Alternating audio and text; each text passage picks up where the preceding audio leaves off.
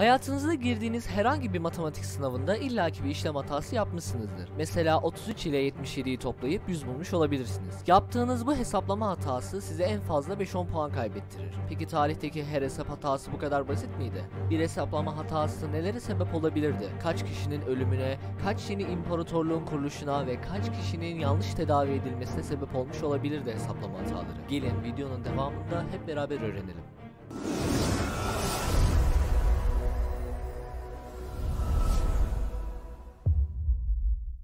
Hesaplama hatalarının en başında tabii ki Amerika'nın keşfi geliyor. Bir hesap hatası yepyeni bir kıtanın keşfedilmesine sebep olmuştu. Ancak bunu ayrı bir video olarak yayınlamıştık zaten. Bu yüzden şimdiki videoyu daha fazla uzatmayalım aynı konuyla. Dileyenler kartlara tıklayarak videoya ulaşabilir. Tarihteki önemli hesap hatalarından biri de ıspanaktaki demir miktarı. 1870 yılında Alman kimyager Erich von Wolff bir porsiyon ıspanak içerisindeki demir oranını başarıyla tespit etmiştir. Ancak bu tespitini notları arasına geçirirken ufak bir nokta hatası yapmıştır. 100 gram ıspanak içerisinde 3,5 mg demir olduğunu yazacak yerde 35 mg demir olduğunu yazmıştır. Yani noktayı unutmuştur. Bu da uzun bir süre ıspanağın demir açısından aşırı zengin olduğunu düşünmemize sebep oldu. Yalnız şunu da göz ardı etmeyelim. 35 mg değil 3,5 mg ama bu miktar bile oldukça zengin bir demir kaynağı olduğunu gösteriyor ıspanağın. Kırmızı etten bile daha fazla demir var ıspanağın içinde. Ancak sorun şu ki vücudumuz tarafından etteki demirin %20'si emilirken ıspanakta bu oran yalnızca %1,7. Gelelim başka bir hesaplama hatasına. Bu seferki hata da ölçü birimlerinin uyuşmaması yüzünden ortaya çıkmış. Mars iklim uydusunun ateşleyicilerini üreten Lockheed Martin takımı metrik sistem yerine inç ölçüleriyle üretim yapmışlardı ve bunu NASA'ya söylemeyi unutmuşlardı. Bu yüzden 320,6 milyon dolara mal olan bu uyduyla olan iletişim koptu ve Mars Climate Orbiter uzay boşluğunda kayboldu. İletişim kesildiğinde Mars yörüngesine fazla yakın olduğundan bir süre sonra Mars zeminine çakıldığı düşünülüyor ancak uydunun parçaları henüz bulunamadı. Yani yasal statüsü hala kayıp şeklinde. Yine bir ölçü birimi farklılığından kaynaklı hesaplama hatasıyla devam edelim. 1983'te Kanada Hava Yolları'na ait bir yolcu uçağının Gimli kasabası üzerinde yakıtı bitti. Kanada 1970'te metrik sisteme geçmişti ve bu filonun metrik sistemi kullanan ilk uçağıydı. Mürettebat yakıt ikmali yapılırken ne kadar yakıt alacaklarını yakıt çubuğuyla ölçmüştü. Hesaplama doğru yapıldı ancak yakıt kilo üzerinden alınacakken 0,45 kiloya karşılık gelen pound üzerinden alındı. Bu yüzden uçağın yakıtı hesaplanandan çok daha önce bitti. Bu yüzden pilot uçağı ani bir şekilde indirmek zorunda kaldı. Pilot hiç yakıtı kalmayan uçağı güvenli bir şekilde Gimli'ye indirmeyi başardı. Diğer bir hesaplama hatası ise hemen herkesin tanıdığı Hubble Uzay Teleskobu ile ilgili. Bu teleskop uzaya gönderilip de yeni fotoğrafları ilk defa yollamaya başladığında bir de baktılar ki çektiği görüntüler hiç de net değildi.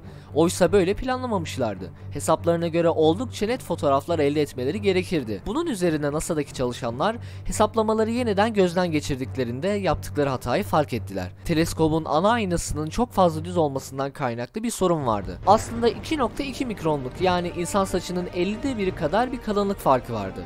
Bu kadar küçük bir hatayı belki siz göz ardı edebilirsiniz ancak mevzu astronomik hesaplamalar olunca işler değişebiliyor. Daha sonra bu hata 1993'te COSTAR adlı bir araçla düzeltildi. Başka bir hesaplama hatası birçok insanın ölümüne sebep olmuştu. Kutup kaşifi Robert Falcon Scott 1910-1912 yılları arasında Güney Kutbu'na yaptığı yolculuk sırasında beraberindeki kişilerin ne kadar yiyeceğe ihtiyacı olacağı konusunda ölümcül bir hata yaptı. Ekip üyelerine günde 4500 kalorilik yiyecek verildi. Ancak bir şeyi unutmuştu.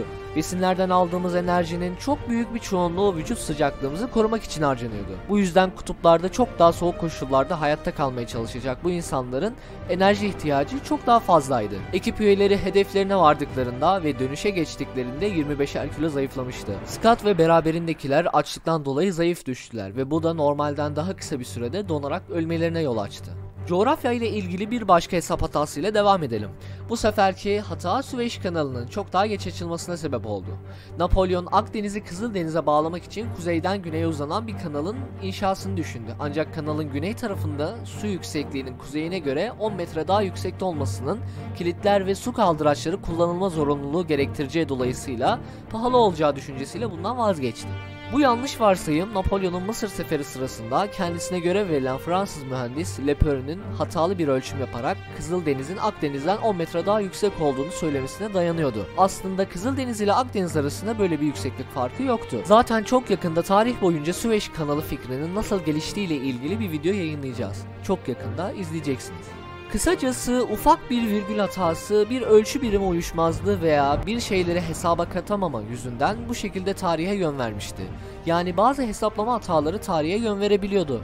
Böylece bir videomuzun daha sonuna geldik. Videolarımızdan haberdar olmak için abone olmayı ve bizlere destek olmak için videoyu beğenmeyi unutmayın.